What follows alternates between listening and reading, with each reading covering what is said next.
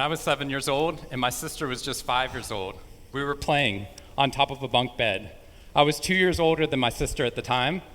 I mean, I'm 2 years older than her now, but at the time that meant she had to do everything that I wanted to do, and I wanted to play war. So we were up on top of our bunk beds, and on one side of the bunk bed, I had put out all my G.I. Joe soldiers and weaponry, and on the other side were all my sister's Milos and ponies and ready for a cavalry charge.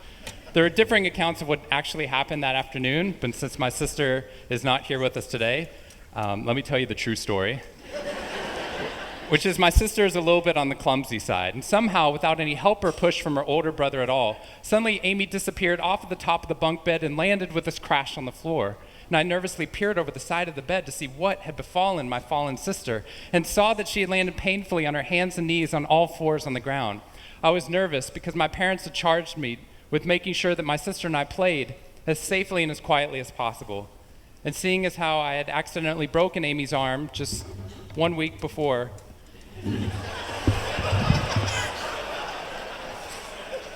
heroically pushing her out of the way of an oncoming imaginary sniper bullet, for which I have yet to be thanked. I was trying as hard as I could. She didn't even see it coming. I was trying as hard as I could to be on my best behavior, and I saw my sister's face this wail of pain and suffering and surprise, threatening to erupt from her mouth and threatening to wake my parents from the long winter's nap for which they had settled. So I did the only thing my little frantic 7-year-old brain could think to do to avert this tragedy. If you have children, you've seen this hundreds of times before. I said, Amy, wait, don't cry, don't cry. Did you see how you landed?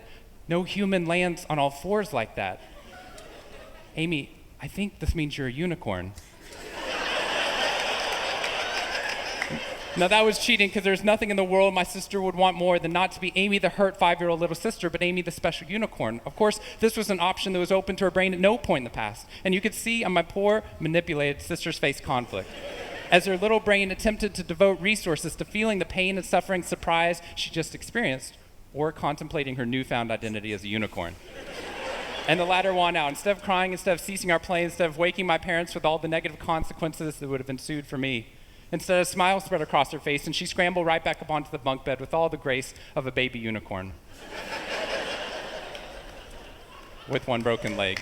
What we stumbled across at this tender age of just 5 and 7, we had no idea at the time, was something that was going to be at the vanguard of a scientific revolution occurring 2 decades later in the way that we look at the human brain. What we had stumbled across is something called positive psychology, which is the reason that I'm here today and the reason that I wake up every morning. When I first started talking about this research outside of academia, out with companies and schools, the very first thing they said to never do is to start your talk with a graph. The very first thing I wanted to do is start my talk with a graph. This graph looks boring, but this graph is the reason that I get excited and wake up every morning. And this graph doesn't even mean anything. It's fake data. What we found is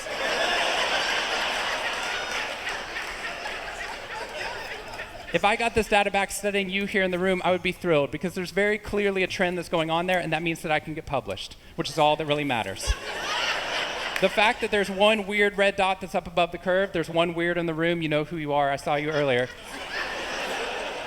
That's no problem. That's no problem, as most of you know, because I can just delete that dot. I can delete that dot because that's clearly a measurement error, and we know that's a measurement error because it's messing up my data. So one of the very first things that we teach people in economics and statistics and business and psychology courses is how, in a statistically valid way, do we eliminate the weirdos? How do we eliminate the outliers?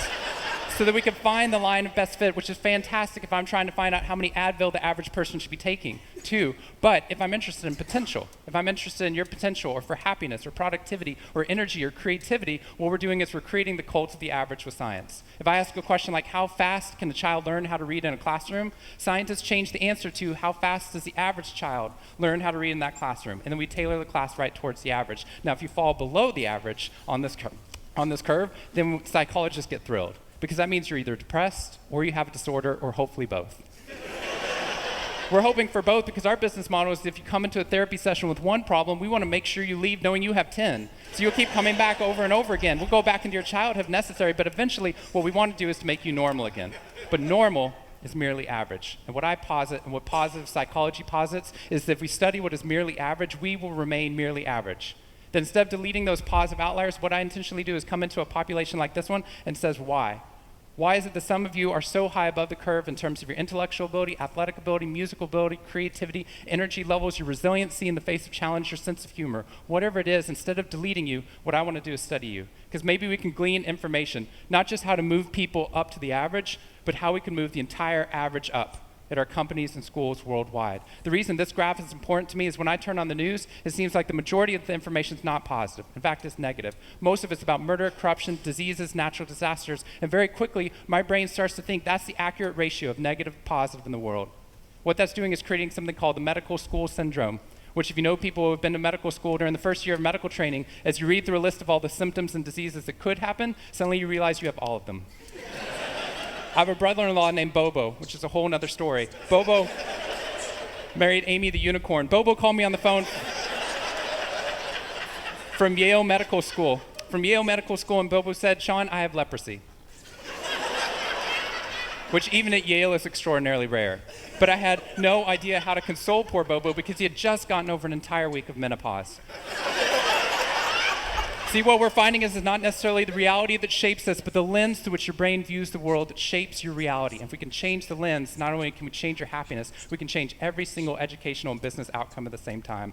When I applied to Harvard, I applied on a dare. I didn't expect to get in, and my family had no money for college. When I got a military scholarship 2 weeks later that allowed me to go, suddenly something that wasn't even a possibility became a reality. When I went there, I assumed everyone else would see it as a privilege as well, that they'd be excited to be there. Even if you're in a classroom full of people smarter than you, you'd be happy just to be in that classroom, which is what I felt. But what I found there is while some people experienced that, when I graduated after my 4 years and then spent the next 8 years living in the dorms with the students, Harvard asked me to. Wasn't that guy. But what happened... I was an officer of Harvard to counsel students through the difficult 4 years, and what I found in my research and my teaching is that these students, no matter how happy they were with their original success of getting into the school, 2 weeks later their brains were focused not on the privilege of being there, nor on their philosophy or their physics. Their brain was focused on the competition, the workload, the hassles, the stresses, the complaints. When I first went in there, I walked into the freshman dining hall, which is where my friends from Waco, Texas, which is where I grew up, I know some of you have heard of it. When they come to visit me, they look around, they say, "This freshman dining hall looks like something out of Hogwarts from the movie Harry Potter," which it does. This is Hogwarts from the movie Harry Potter, and that's Harvard. And when they see this, they say, "Sean, why do you waste your time studying happiness at Harvard? Seriously, what does a Harvard student possibly have to be unhappy about?"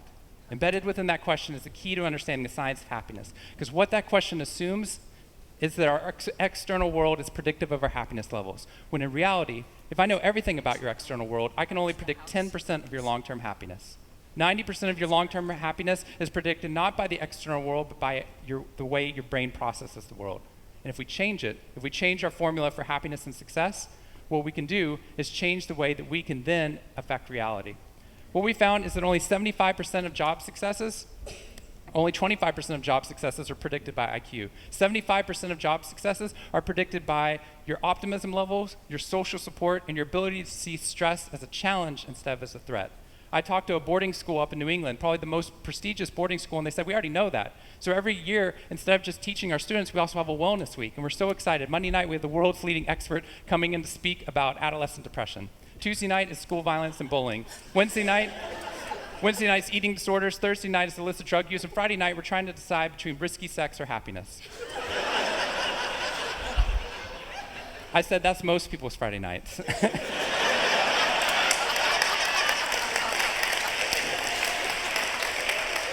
Which I'm glad you liked, but they did not like that at all. Silence on the phone. And into the silence, I said, I'd be happy to speak at your school, but just so you know, that's not a wellness week. That's a sickness week. What you've done is you've outlined all the negative things that can happen, but not talked about the positive. The absence of disease is not health. Here's how we get to health. We need to reverse the formula for happiness and success. In the past 3 years, I've traveled to 45 different countries, working with schools and companies in the midst of an economic downturn. And what I found is that most companies and schools follow a formula for success, which is this: if I work harder, I'll be more successful. And if I'm more successful, then I'll be happier. That undergirds most of our parenting styles, our managing styles, the way that we motivate our behavior. And the problem is, it's scientifically broken and backwards for two reasons. First, every time your brain has a success, you just change the goalpost of what success looked like. You got good grades, now you have to get better grades. You got into a good school, now you have to get a better school. You got a good job, now you have to get a better job. You hit your sales target, we're going to change your sales target. And if happiness is on the opposite side of success, your brain never gets there. What we've done is we've pushed happiness over the cognitive horizon as a society. And that's because we think we have to be successful, then we'll be happier. But the real problem is our brains work in the opposite order. If you can raise somebody's level of positivity in the present, then their brain experiences what we now call a happiness advantage, which is your brain at positive performs significantly better than it does at negative, neutral, or stressed. Your intelligence rises, your creativity rises, your energy levels rise. In fact, what we found is that every single business outcome improves. Your brain at positive is 31% more productive than your brain at negative, neutral, or stressed. You're 37% better at sales.